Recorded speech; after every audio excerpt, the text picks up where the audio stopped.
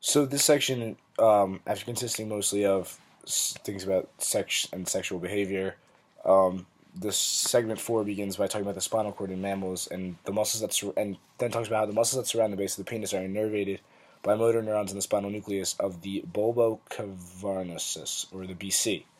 So the day before birth, and on the day before birth, the female's clitoris becomes innervated, and androgens on the BC muscles prevent the demise and allow for the survival of neurons by essentially pulling it back in right before birth. And on non-rodents, that's in rodents, it's just the bull cavernosus muscles. But on non-rodent mammals, the BC motor neurons are in a different part of the spinal cord, and they're found in Onof's nucleus.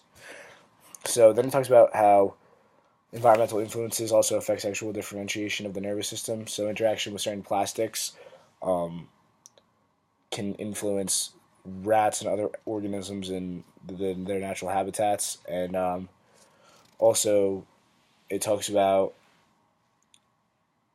it actually says how it interfere with development of sexual behaviors and the demasculinization of the rats.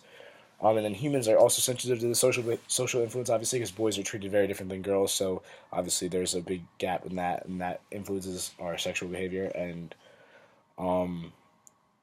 or how older humans, when they interact with babies, can affect those babies' eventual sexual behaviors by influencing them in their early operational periods where they're still learning.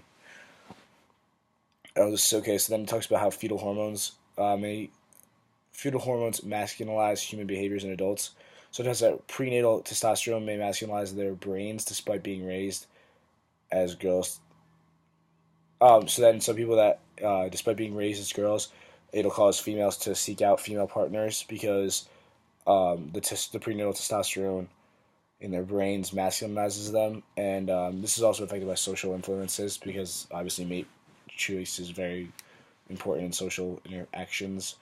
Then it talks about cloacal extrophy, which is the genetic born male with a functional testes but no penis, and despite sexual reassignment where they become female, many of them still choose to declare as boys, or they look to find female mates rather than male mates and become homosexual. So sexual orientation is affected by socio-culture and endogenous factors. So sexuals is hard to distinguish the difference between these two factors, but in homosexuals it's very common. It's very easy to see. So actually, homosexuality is more common in more developed organisms, more complex brain organisms. So in later primates and humans, homosexuality is common where it's not as common in earlier primates and birds and other organisms.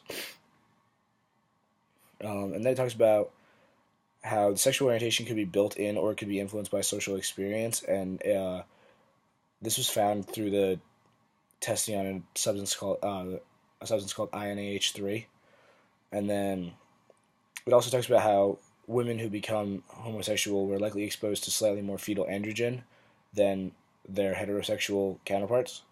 And it also goes on to talk about how people with more older brothers are more likely the more older brothers you have, the more likely you will be gay, which is interesting as well.